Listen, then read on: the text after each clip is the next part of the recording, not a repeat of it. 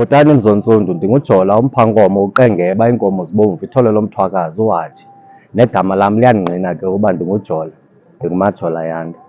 Kwesi siqendu sanamhlanje size ngofuna ukuphanda nzulu ngelungelo lomntu ongutata ongatshatanga nomama womntana. Ndithumele ke amabhinqa ukuba ayoncokola odwa akhe asichazele nzulu ngelungelo eli lomntu ongutata. Yizani ke sinqweme. Camagu. Amasiko nezithethe. Saba ngabelungu kusenina Mzontsundu. Yizani sinqweme ze kuthi qwenge. Naba abantwana bethu bejikilela amasiko abo sijongile. Iqhawuke phi na imbeleko mzikaphalo? Ingaba siyavuma ukuba ukufa kusembizeni? Abakhuliswa sithi na sibaguqule bafane noondlebe ezikhanyilanga? Ayisithi na abathi kubo inkcubeko nempucuko kukusikhupha ngeempumlo ucondobe uxelomedem? Singabanyola na sibakhombe ngomnwe sithi ngabo abazenze unompucuko? Khawukhangele, nantso intombi emnyama iziqhayisa igaxele ilokhwe emhlophe kuba kaloku iyatshata. Wakhe amaxhaka umyeni ecaleni uzingca ngeblack tie. Wayedibana nayo phi?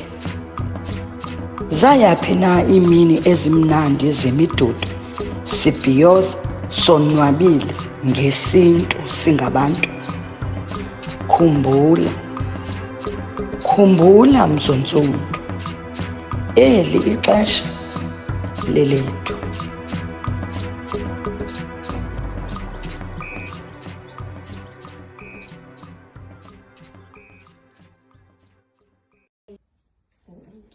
Kazazise ke Marhadebe ke bakhe abantu bakwazi. Bhotani nguMarhadebe lo, umthi mkhulu, ubhungane, undlebentle zombini, unzipho zimnyama kuqhwayana, umafuza afulele njengelifu lemvula. Ndiyanibulisa kwakhona namhlanje. Siyabele kuwe ke Marhadebe, sinombuzo. Sifuna ukuqonda sithini isintu ngotata onomntwana engatshatanga nomama womntwana. Ndiyawuthanda ke lo mbuzo ngoba ngumba osoloko ukho entliziyweni kum. Kaloku esintwini ukuba ngaba utata akatshatanga nomama womntwana, utata ongatshatanga akanaye umntwana. Umntwana ofunyenwe yintombi engendanga ngowakuloo ntombi. Utata walo mntwana iyakuba ngutata wentombi leyo. Khawuqhubekeke ucacise nje kahle. Sike saxaba kaloku thina singaba manje asizazi kahle izinto. Unjalo le ndaba yotata obizwa ngapha aphinde notata abizwe kwelinye icala yiyo le isenza abantwana bethu bagqwetheke. Esikhoseni xa intombi ithe yakhulelwa kusiwa ke isisu eso, kuhlawulwe intombi umonakalo owenziwe entombini, hayi ukuba kuhlawulwa umntwana. Kuhlawulwa umonakalo owenziwe entombini. Umfana uhlawula kuba evuma ukuba uyonakalisile intombi. Akahlawuli kuba esithi uza kuba nomntwana kuloo mzi. Umntwana ke ngoko ukuba uba ngoweli khaya, uthatha isiduko salapha kulonina, athathe ifani ke njengokuba sesingamagqobhoka sinefani yalapha kweli khaya. Laa mfana ebemoshile kaloku. Akakwazi uzothi gabhu ngoku azokhangela umntwana. Umoshe intombi yalapha. Akanalungelo ke ngokwesintu. Ke utata ongatshatanga nomama womntwana akanamntwana. Akanaye konke. Umntwana wakhe isiduko sisakho kwenu uba uyintombazana yafumana umntwana. Isiduko sakho kwenu sisiduko sakhe umntwana. Utata lowa ngowaphaa engceni phaa kude engceni. Ngowaphaa engceni phaa kude engceni. Yho, hayi ke ngoku uyanzima kunzima xa kunjena. Jola, kodwa into endifuna uyiqonda apha kumarhatebe, xa ke ngoku kufumanise ukubana umntwana sithi ngowalapha endlini, kuhlawulwa umama womntwana, ngaba utata womntwana unelungelo na uzombona umntwana njengoba sisithi ke umntwana ngowalapha ekhaya? Mama, andiphinde ndicacise. Kaloku sithe lo tata akanamntwana apha. Andazi kuzazombona njani. Into efika igqwethe ifune ukuba otata bazibhaqe banga uba banabantwana, yinto yokokuba sithande ukungcabalaza kule mihla. Sithi sibambe isintu sibe siphuthaphutha namasiko ezintlanga zasentshona. Ufumanise uba lo mntu uhlawuliwe ngokwesintu, aze kwa lo mntu, le ntombazana, kwa abazali bayikhombe enkundleni ukuba mayiyokumangala ukuze kondliwe.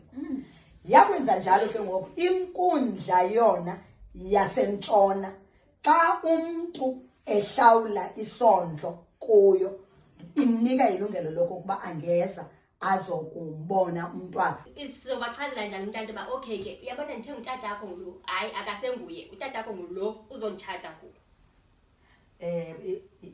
Imele uba ibe yingxaki.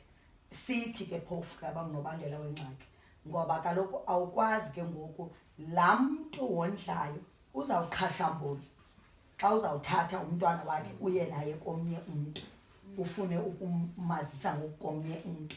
Uzawuqhashambula, eqhashambula ngakhona ngoba kaloku ubumondlisa isilungu. Loo nto imnika amalungelo okokuba abe uyavuma xa usiya nomntana wakhe kwenye indawo. Umele uba ibe nguwe, umele ngokuyocela kuye ngokweli hlobo siqhuba ngalo. Ucele kuye uba ndiyenda ke ngoku uyavuma naba ndihambe naye ndiyotsho phaa. Loo nto izawudala ukungquzulana ngoba uzawufuna lo tata ukuya kumbona kule ndawo endele kuyo. Lo tata uhleli naye ingangeni kamnandi ke ngoku loo nto. Izingxaki esizenzela zona ngalo mngcabalazo wethu siwenzileyo. Imoshakele nyhani apha imoshakele khona. Imoshakele, and ndimamele nje ndizama ucinga ubana ndifikelwa ngumbuzo marhatebe wokubana mandithi ndiyintombi ndibe nomntana ndisekhayeni, ndiphinde ke ngoku ndidibane nomnye ke ngoku umfana ozandenza ndikhulelwe kwakhona. Xa sisithi ke ngoku sihlawulwa intombazana, ingaba ke ngoku sikhona isidingo sobana aphinde umfana azohlala okwesibini njengoba ndiphinde ndakhulelwa okwesibini? Ihamba njani? Ngoba ngokuqonda kwam kwakuhlalwa kudala intombazana yayiyintombi nto ezigcinileyo. Ngoku ndizabe ndinomntwana already, uzawuthi omnye xa ndixela hayi kaloku ibele lakho selaphukile. So ndisendicingela nababukeleyo Wafuna ukwazi uba ukophula ibele lentombi kukuthini na. Waphenduleka ke uba ukuba intombi ibiyintombi nto ingazange yaba namntwana, ize ke ngoku umntu ayenze nzima ulophule elabele lala ntombi. Wabuza ukuba lophuka kangaphi ibele. Waphendulwa ke uba ibele lophuka kube kanye. Nam ndihamba nalo mpendulo ithi ibele limele uba lophuka kube kanye. Ngoba xa uye wafumana umntwana awuseyontombi ngoku. Uyazazi nawe kunjalo nje ukuba ixabiso lakho lobuntombi ulilahle phantsi.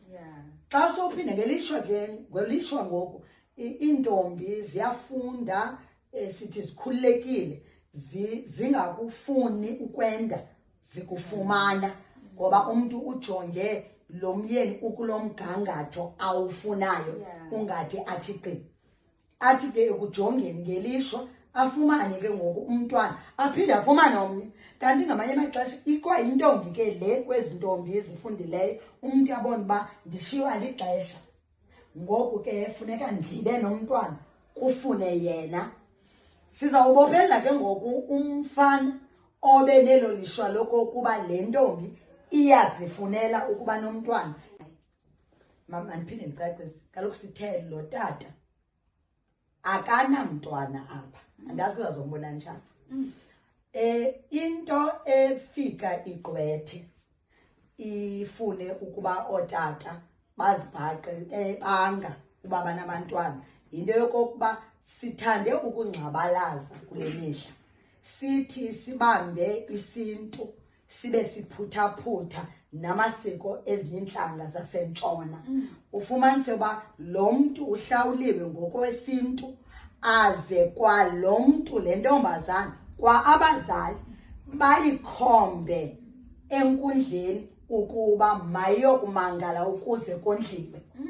Yakwenza njalo ke ngoku inkundla yona yasentshona xa umntu ehlawula isondlo kuyo imnika ilungelo lokuba angeza azokumbona umntwana lowo amondla. Khawusicacisele ngezintombi zamandulo. Andiqondi uba niyafuna ubazisa. Kaloku iintombi zamandulo zazigadwa njengokuba kwakukho iintsapho ezinkulu ekhayeni ngalinye umakhulu ebehlala apha. Into yobana mandithi andiqondi uba ndingafuna ubazisa alinawulungane nabo wonke umntu ahlale apha. Umakhulu ebalapha, utata ulapha, uba mhlawumbi kukudade uba ongatshatanga ukhona naye kuyancedisana ke apha ngokwemisebenzi. Njengoba umakhulu emdala engazukwazi uya emasimini engakwazi ukwenza eminye imisebenzi apha phakathi kwekhaya, yena ebengunesi, umongikazi wekhaya. Uqaphela izigulo, uqaphela ukuba nguye umntu ebeneliso elikhali lobona iintombi ezikhulelweyo.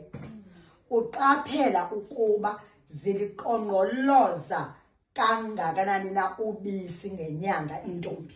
EsiXhoseni intombi xa isexesheni ayiseli ubisi. Loo nto yenza ke ngoku umakhulu amane ejonga. Avile uyasela iphelile inyanga oko ebesela. Ulindele uba ngenye imini kuthi xa kugalela kuvutyiso uthi hayi andizolunga namhlanje makhulu aqina. Aske ukuba umuntu ulandela sizazi basiphi. Ndisoloko ndinawo lo mbuzo uba ithini indaba yethu, siphi kanye ngoku. Ingaba sisabambelele emasikweni ethu esintu okanye sifuna ke ngokuba sifundile sihambe nawasentshona. Xa kunjalo ke kuyaphi ukulobola okanye ukuhlawula intombi emithisiweyo? Andithi siyayazi ke ezo ndlebe ezikhanyelanga naba bantu bathetha ezilwimi amachwama akuhlawulwa kuyondliwa. Ngoku thina sifuna ukuhlawula isintu siphinde sondle isichwama nesithetho sondlebe ezikhanyelanga. Nantso le ngxaki ifike idide ngoba kaloku laa mntu uhlawulayo umele azofuna ukubona le nto ayihlawulayo, ayibone uba iyathengelwa na impahla, ityile ayibhityanga nengcaba, iyakunikwa ukutya, isempilweni. Uyanyanzeleka umntu xa ehlawula isondlo. Thina ke ngoku siyibhuda kulaa ndawo singxabalazile. Ayilo siko lethu isondlo. Umntu isondlo usihlawula xa ezokumcela umntwana okanye uyithatha le ntombi ingumama walo mntana sekukudala ekho umntwana aze aqonde ke ngokuba ndiyamfuna lo mntwana mazokhulela kuthi akazokwazi uvela mthatha wele naye. Uzawuza ke ngoku azohlawula isondlo kuba ebesondliwe. Isondlo kuthi ubuyisa ukuba ebekade esondliwa apha kweli khaya, ubuyise ezo ndleko zabantu balapha umkhululelo ke ngoku. Nizivele Mzontsundu, into ebuhlungu ke ngoku ukuba sisaya kwiiholide zikaDisemba, sakubonana kulo nyaka ozayo. Xa ndiyivalayo ndizawuphinda ndithi ukuba uQamatha azasigcini, athumele izidalwa zemimoya zincokole nathi ethongweni, izilo zisikhusele. Camagu Mzontsundu. Zayaphi na iimini ezimnandi zemidudu, sibhiyoza, sonwabile ngesintu singabantu? Khumbula Mzontsundu, eli ixesha lelethu.